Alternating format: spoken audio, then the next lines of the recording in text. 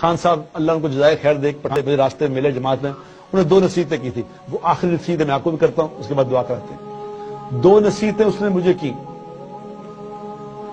یہ کوٹلی میں میں اور سعید انور ایک جماعت میں چلا لگا رہے تھے، تو وہاں سال کی ایک جماعت آئی ایک مسجد میں، تو سب پٹھانوں کی جماعت تھی، تو ایک پٹھان بڑا خوبصورت، بڑا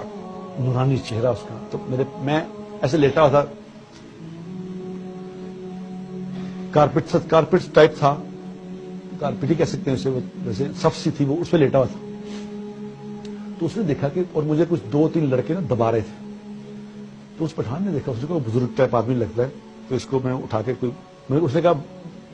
بابو جی اٹھو تمہیں 2 باتیں بتاؤں بڑی قیمتی۔ میں نے کہا پٹھان آدمی ہے کیا بتائے،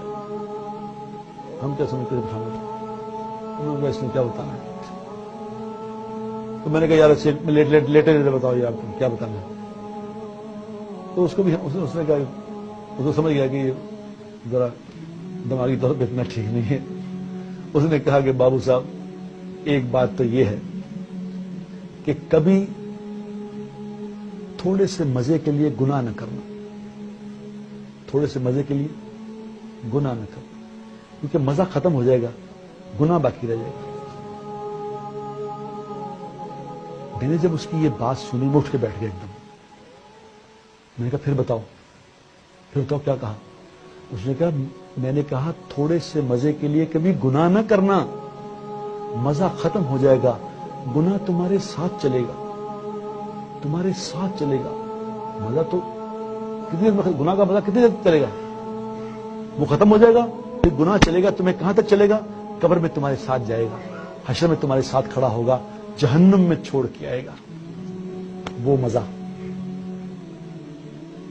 میں نے کہا دوسری بات بتاؤ۔ اس نے کہا بابو صاحب دوسری بات یہ ہے کہ کبھی تھوڑی سی مشقت کے خوف سے،